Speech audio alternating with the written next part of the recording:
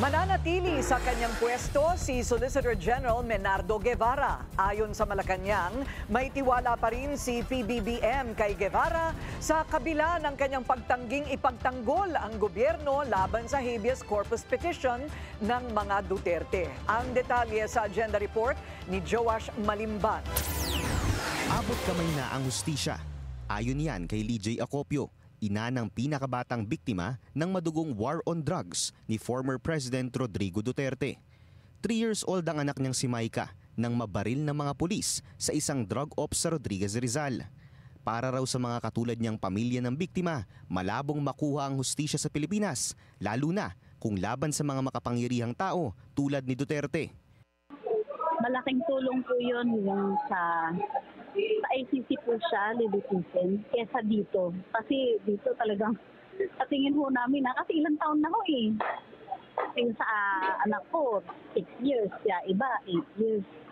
Tapos wala namang nangyari. Diba?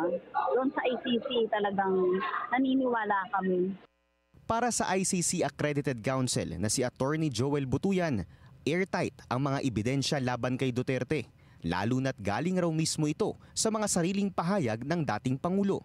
Yung mga videos ng mga nangyari sa Quadcom, lalo na yung statements ni former President Duterte, potentially pwedeng gamitin din yun, no? Like all the other videos of his previous statements, no? Kasi publicly accessible naman yung videos na yan, no? Yung proceedings, and po pwede namang ma-download. No? So po pwedeng gamitin nyo kasi official naman yung mga yun, no? From an official source and an official site.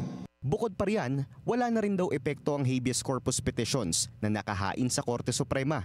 Wala naman daw kasing kapangyarihan ng ating korte na utusan ng ICC na ibalik si Duterte sa bansa. Una nang sinabi ni Solicitor General Menardo Guevara na hindi irerepresenta ng kanyang opisina ang pamahalaan sa mga petisyon nila Kitty, Paulo at Baste Duterte. Paninindigan ni Guevara, wala nang jurisdiksyon ng ICC sa Pilipinas. Sagot naman ni Justice Secretary Boying Rebulla, dumaan sa legal na proseso ang ginawang pag-aresto. Ang legal basis, Republic Act 9851, ang batas ng Pilipinas na tumatalakay sa international humanitarian law, genocide at other crimes against humanity. Madaling magsabi na hindi natin bibigyan ng pansin ng ICC hanggat makaharap mo ang mga biktima ng injustice. Pag kayo humarap doon, tingin ko magbabago rin yung isipan. Pag-iisip tungkol sa bagay na to. Sa kabila ng desisyon ni Guevara, hindi naman daw nawawala ang tiwala sa kanya ni Pangulong Bongbong Marcos. Nung tinanong ko po siya kung magre-resign po si Solgen, ang sabi niya, hindi ko hinihingi ang pagre-resign niya. So yun lang po yung sinabi niya.